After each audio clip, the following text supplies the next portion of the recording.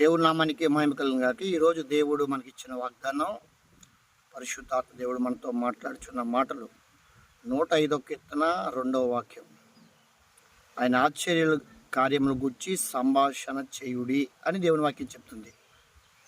ఏ ఆశ్చర్యకార్యాలు చేశాడు ఆయన? ఈ భూమిని తన నోటి మాటతో ఈ సర్వ సృష్టిని కలుగు చేశాడు. భూమి మీద ఉన్న మానవుల్ని తన స్వహస్తాలతో నిర్మించాడు. మానవుల్ని సృష్టించినవాడు ఆయనే. నీటి మీద నేలను పరిచినవాడు ఆయనే. ఈ భూమి మీద ఆకాశ విశాలమును కలుగు చేసినవాడు, ఆకాశంలో జలరాశులు పుట్టించేవాడు. అంతేకాదు దట్టమైన మేఘములను నీటితో నింపి మానవ నివాసయోగ్యమైన భూభాగం మీద మెరుపులతో కూడిన జల్లులు కురిపించి మానవుల్ని పోషిస్తూ ఉన్నాడు. మనకు కావాల్సిన ఆక్సిజన్ ఇస్తున్నాడు. అంతేకాదు ఫలవృక్షాలు భూమి మొలిపించింది కాకంటే మొలిపించింది. ఈ మొక్కను ఎవరు చేశారు? ఈ మనిషిని ఎవరు చేశారు?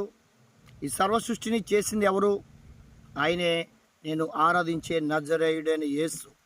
కలిగి ఉన్నది ఏదో ఆయన లేకుండా కలగలేదు అని యోహాను యేసు క్రీస్తు ప్రభువాన్ని గూర్చి ఒక్క మాటలో చెప్పాడు.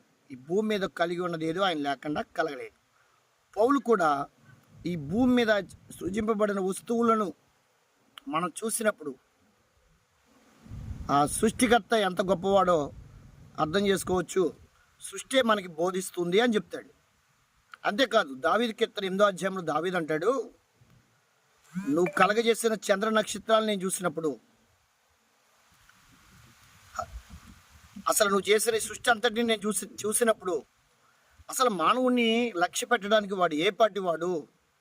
దేవదూతల కంటే కొంచెం తక్కువ అనిగా చేశావు. అయినప్పటికీ వానికి మహిమ సమస్తము వాని పాదాల కింద ఉంచావు.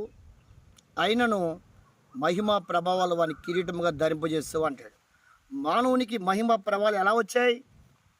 మానవుడిగా దేవుడే భూమి మీదకి దిగి వచ్చి ఈ మట్టి ఘటంలో దేవుడు తన మహిమైశ్వర్యాన్ని నింపాడని దేవుని వాక్యం చెప్తుంది.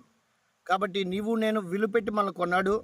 మన మట్టితో చేసిన మట్టి ఘట్టాలు అయినప్పటికీ, మట్టి బుద్ధులైనప్పటికీ ఆ మట్టి మనుషుల్ని దేవుడు మహిమగా మార్చాడు. అనగా మట్టి మొన్ననేది వెనుకబడి మట్టికి చేరే పరిస్థితి నుండి ఆత్మ తాను దయచేసిన దేవుని దగ్గరికి చేరొద్దు అన్నట్లుగా నిత్యరాజ్యంలో ప్రవేశాన్ని మనందరికీ దేవుడు అనుగ్రహించాడు.